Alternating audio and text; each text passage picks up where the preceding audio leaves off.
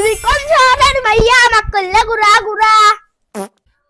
লাভি বাবা খুব তো খুশি, কৌশলের কারণ জানো না তুমি আমার ক্ষুদ্র পরিবারকে যারা ফুল দিয়ে করেছে বরণ, তাদের কি আর বলা যায়?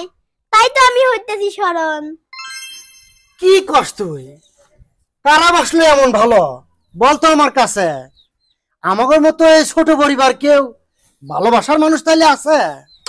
কে তুমি দেখো নাই?